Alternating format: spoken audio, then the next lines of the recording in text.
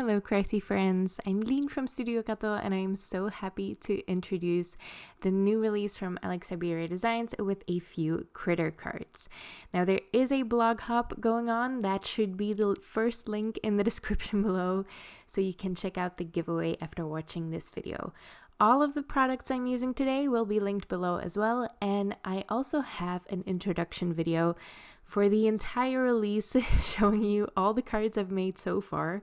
There are 15 cards that I made with this release. I used every single product, so you can get an idea of what's new and how you could use it on your cards. So that video will be linked below as well. It's a little bit longer, just like this one, because I'm showing you a lot of new things. This one is a little bit longer because I'm sharing two cards. I made two cards with these critters. Now I'm not going to use all of the images I'm stamping right now.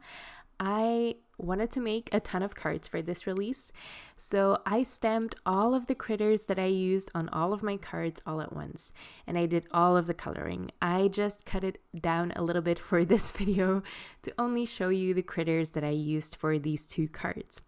For the cards I'm showing today, I am using the new Pengu-tastic Holiday stamp set, which is so fun, and you get a sneak peek here of the cards that are coming up for me. These other critters are from the Underwater Wonders stamp set, which is also very, very fun.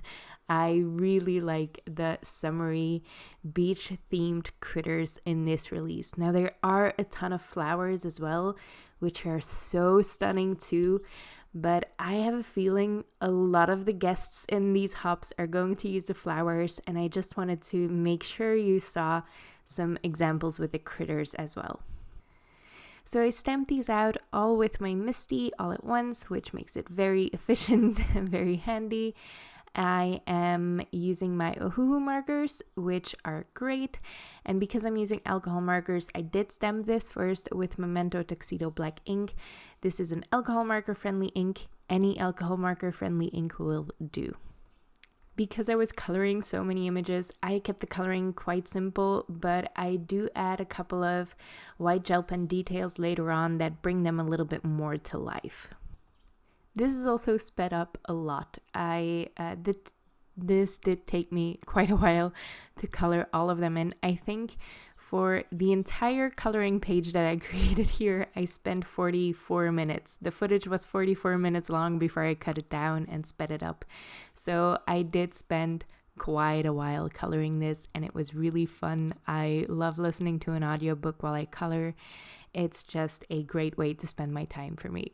Once I was done, I put them back in my Misti, and I'm going to stamp them all again with Versafine Onyx Black ink. This is really easy to do when you have a stamping platform, and I highly recommend this tiny extra step because your black outlines will appear a lot more black, which always gives it a little bit more oomph to an image. So I really like to do this extra step. If you have a stamping platform, it's so easy to do.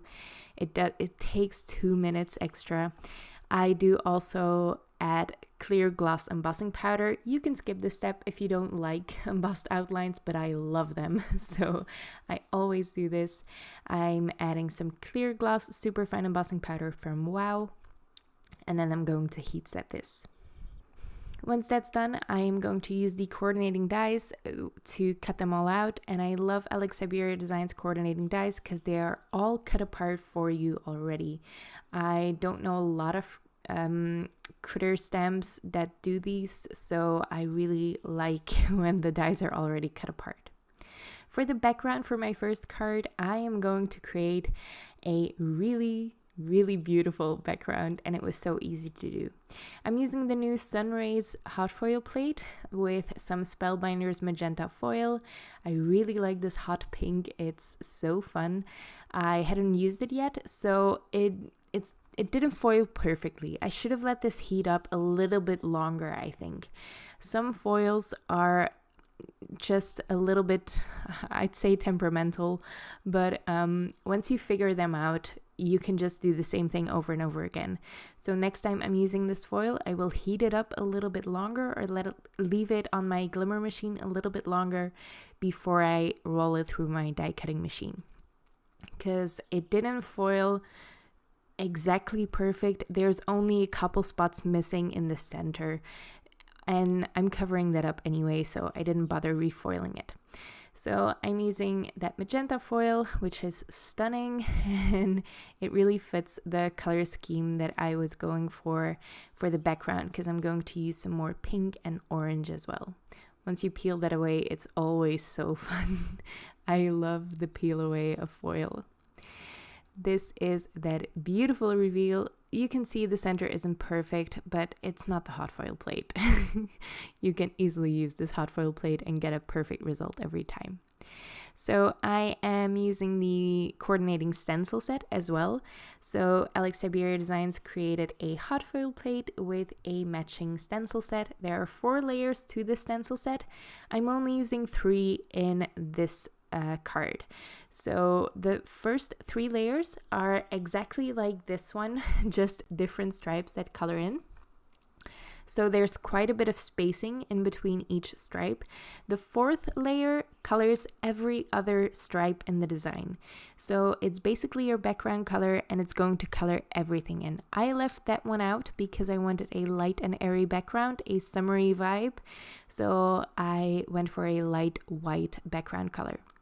I'm going to use paste for my 3rd layer. I don't use pastes a lot, but some stencils just really beg for it. I think this glacier paste from Nuvo is perfect to just add some shimmer without adding yet another color, because it's pretty much clear. It's maybe it's not perfectly clear. I think it is. Maybe it's a little bit white or opaque. I've only used this on white backgrounds before, so I don't know. I think it's clear, and it just has some really beautiful iridescent shimmer to it. So it's perfect to add a little extra oomph to your card. Together with that pink or magenta hot foil, it's a really stunning background, and it was so easy to do. Now, to create a tiny little scene for my first critter, I'm using the signature tag dies. I love this tag die set, and I don't make a lot of tags, but I do like to use tags for exactly this. I think it's a really fun element to add to your card and use as a grounding element for your flower or your critter, just something to set it apart from the background. And these tags are the perfect size for it. The larger tags are about as tall as an A2 card, a little bit less tall. So they really fill up your card nicely, but you can easily use those on their own, of course. And they also come with a couple of fun elements to die cut out of your tags, so you get a fun design on them as well. I didn't use them in this card, but I have used them already, so you can see a peek of that in my new release introduction video. So for this, I'm just creating a really quick beach scene. I just used a piece of purple tape to mask off a horizon line for my beach, and I blended some browns and yellows for the sand, and then for the sky I'm using some teals because I much prefer teal to actual blue. I always grab teal instead of blue. My blue inks are probably my least used inks of all. I still love them, I just never grab for them. So the ink blending is really simple because most of it is going to be covered up anyway. I do like the outside edges to always be a little bit darker. That's also going to help set it apart from this pretty busy background that I have.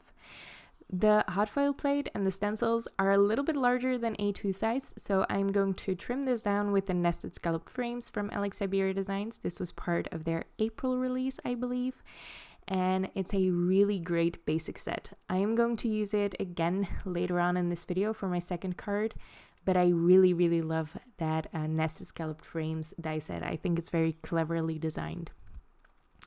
So I'm just putting this together now. I used a sentiment from the Sunkissed Memories stamp set, which is just a sentiment stamp set.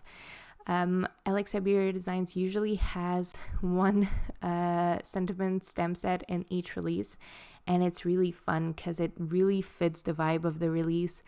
But usually there are really cute sentiments in there as well. I really, really like these sentiment stamps. They also have coordinating dies available, and I reach for them quite often. I think they're perfect for as a finishing touch to your card. I'm going to glue that background on a top folding A2 size card, and I'm just going to make sure it's adhered nicely. When I have some paste on there, I don't want to press into it too much because sometimes I haven't let it dry enough. So I like to go over it with my bone folder from the inside out. That way I don't get anything on my hands. I'm just finishing this off with some embellishments, and the tag is propped up on some foam tape as well. So this is a really, really cute summary card. I love these penguins. They are so fun. Like you can see, I did add some white gel pen detail to that surfboard to make it a little bit more my own. You can easily add little doodles like that to your stamps and make them more unique to your card. Now the second card I'm going to make is going to be clean and simple. It's going to go very quickly, and I'm again, like promised, using that nested scalloped frames die set, and I'm using the scalloped pieces this time to create waves. So I'm using this basically as an edge die, or yeah, are those called edge dies? I feel like there's a different word for it, but I can't think of it now. So I'm just going to use everything that is outside the die. I cut that 3 times out of vellum, and I'm ink blending on the back side of the vellum. It's really easy to ink blend on vellum because it's such a smooth surface, but because it's so smooth, the ink takes ages to dry on it. It does eventually dry, but you will have to at least leave it overnight. I don't have the patience for that. So what I do is I ink blend on the back of the vellum, and that way there's just less risk of me smudging all the ink and getting it all over my fingers and all over the rest of my very white card. I am doing the same for each layer, and you can see when this card comes together, the depth you get by adding those 3 layers of ink blended vellum on top of each other. It is so gorgeous. I have to use this technique more often because it blows me away every single time, and it's so easy to do. Now to simply adhere the vellum, I am going to wrap it around my little die cut rectangle. This rectangle is again die cut with that nested scalloped frames die set from Alex Syberia Designs. I put two strips of double-sided adhesive on the back of it, and that is how I'm going to adhere the vellum layers. So I'm layering up that adhesive every single time so I can just wrap each piece of vellum around the little card. I am making sure it's lined up at the bottom before I wrap it around, and I am tucking my little critter in before I wrap the next layer on too tight and I can't fit it in anymore. I should have done it right after doing the first layer. It would have saved me a little bit of trouble. It was a little bit hard to wriggle that in place, but because I used foam tape probably, so it was a little bit more dimensional than it should have been. But I like dimensions, so yeah. I really love that yellow duck floaty. It pairs so nicely with the blue from the ocean. It's such a good color combo, yellow and blue. I'm going to back this panel with some cardboard just to add a dimension to it, a very sturdy dimension to it, and then I can add that to my card. Now the nested scalloped frames die set, the rectangles in there, they leave a pierced detail all the way around the rectangle, and I really like that detail. So I die cut the A2 sized rectangle just from white cardstock so I could have that pierced detail all the way around my card, as well as that inside rectangle too. So it's just a fun detail that repeats on my card as well. I'm again going to use that Sunkissed Memories stamp set. I didn't show it before, but this is it. There are so many fun punny sentiments in there. This is the see you soon. I really love the script on these. Alex Syberia fonts they're always so fun. I love them. There is a coordinating die set available, so I love coordinating dies for sentiments. I get a lot more use out of my sentiments if they have coordinating dies. I'm going to finish this off with some bubbles, and what I didn't show you because I did it after I was done filming and right before I photographed this card, I added a bunch of white gel pen details to this card as well, just some white gel pen bubbles, and I think they really brought this scene to life. It's such a clean and simple card, but those white gel pen details made a ton of difference. And there you can see them. So I really love this card. I think this is my favorite out of the two, even though it's so simple. I loved making this. I love getting more use out of my dies, and using the scalloped dies for the waves was perfect. I hope you like these cards. I hope you like the video, and I hope you like the release because I love it.